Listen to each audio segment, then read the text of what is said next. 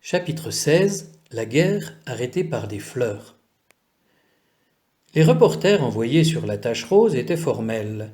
La guerre n'avait pas eu lieu et son échec mettait en cause la qualité des armes livrées par la manufacture de Mirepoix, ainsi que les compétences techniques de M. Père, de ses ateliers, de tout son personnel.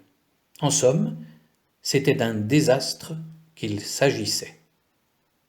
Des plantes grimpantes, rampantes, collantes avaient pris racine dans les caisses d'armes. Comment s'étaient-elles fourrées là? Pourquoi? Personne ne pouvait l'expliquer. Le lierre, la vigne blanche, le liseron, l'ampélopsis des murailles, la renouée des oiseaux et la cuscute d'Europe formaient autour des mitrailleuses, des mitraillettes, des revolvers, un inextricable écheveau qu'aggravait encore la glu répandue par la jusquiame noire. Ces caisses, les vasils comme les vatans, avaient dû renoncer à les déballer. La grande bardane s'était agrippée aux baïonnettes. Que faire de fusils qui fleurissaient?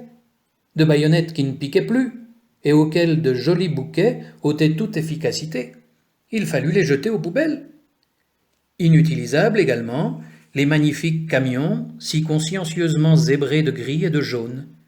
La ronce piquante, le gratteron et plusieurs variétés d'orties, dont la brûlante, poussaient en abondance sur les sièges, provoquant une urticaire immédiate chez les chauffeurs. Ces derniers furent les seules victimes de la guerre. Les infirmières, en voile blanc, condamnèrent à l'immobilité et aux compresses tièdes ces soldats que de cruelles démangeaisons empêchaient de s'asseoir.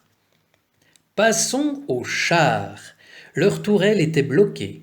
Des buissons d'églantine, auxquels se mêlait la grande craca, et la benoîte des ruisseaux, lançaient racines, grappes, pédoncules et rameaux épineux autour des mécanismes.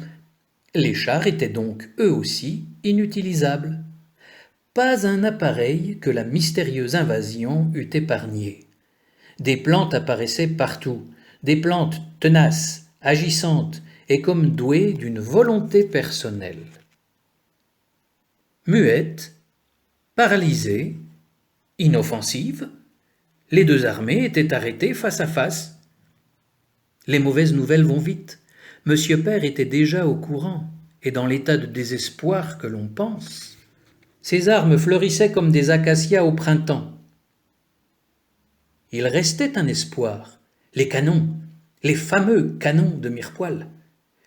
Une action peut encore s'engager entre deux armées immobilisées, à condition qu'elles soient pourvues de bons canons, disait Monsieur Père. On attendit jusqu'au soir. Une dernière dépêche chassa toutes les illusions. Les canons de Mirepoix avaient tiré, certes. Ils avaient tiré des fleurs,